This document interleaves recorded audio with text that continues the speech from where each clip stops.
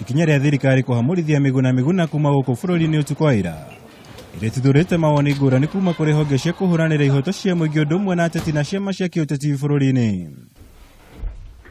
Kamĩtĩ ya kũhũranĩra ihoto cia ũmũndũ bũrũri-inĩ KNHCR, kĩama kĩa mawakiri LSK ũndũ ũmwe na kanjũ ya andĩki a mohoro nĩ makumithĩtie ikinya rĩrĩ, makiuga thirikari ĩrekire ũguo mũgarũ na watho wa igoti ũrĩa ũrathanĩte arekererio na gũkinyio igoti-inĩ.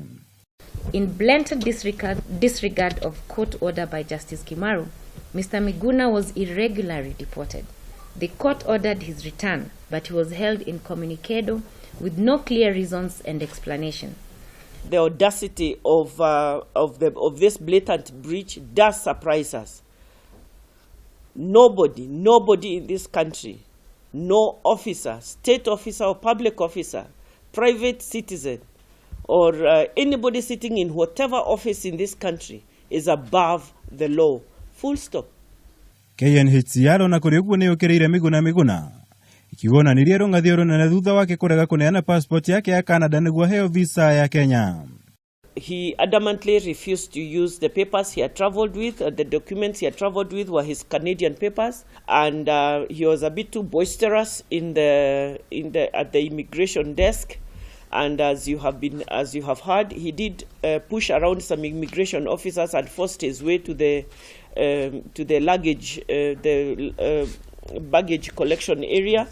I think that was in breach of the immigration regulations.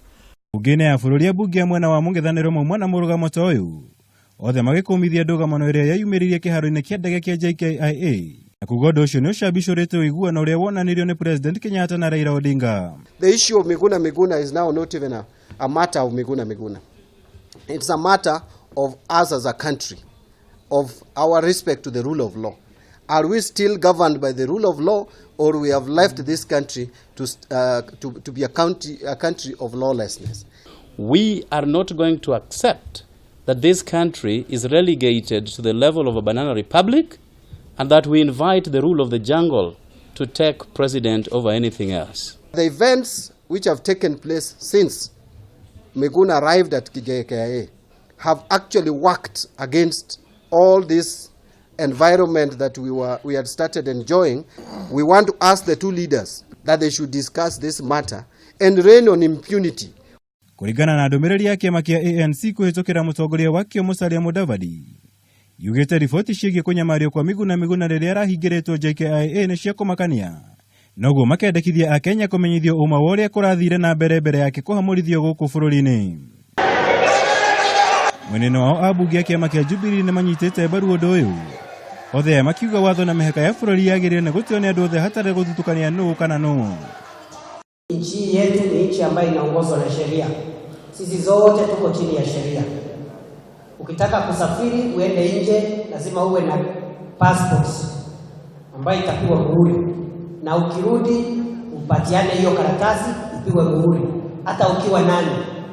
If he wanted to enter the country, because he was not in the country, if he wanted to enter the country, they are clearly laid down procedures for you to enter a country. But you cannot assume that you'll be getting in the country and out of the country without following the due process. If the presidents are following the due process, if we as members of parliament who are elected are following the due process, then why would anybody think that they can circumvent the rule of the law basically because there was a handshake? The handshake did not in any way suspend the rule of law. Ndereti yĩgiĩ kũhamũrithio kwa wakiri Miguna kuma gũkũ bũrũri-inĩ ĩgĩthiĩ na mbere gũtuthũra mawoni ngũrani. Kũrĩa arũmĩrĩri a wakiri ũyũ gũkorwo arĩ ũndũ wa maitho na gweterera nĩguo gũkũrana ũrĩa kĩhonia kĩa ũndũ ũyũ gĩkuoneka. Ngĩribotera Kameme TV, njĩtagwo Mwaũra wa Gunya.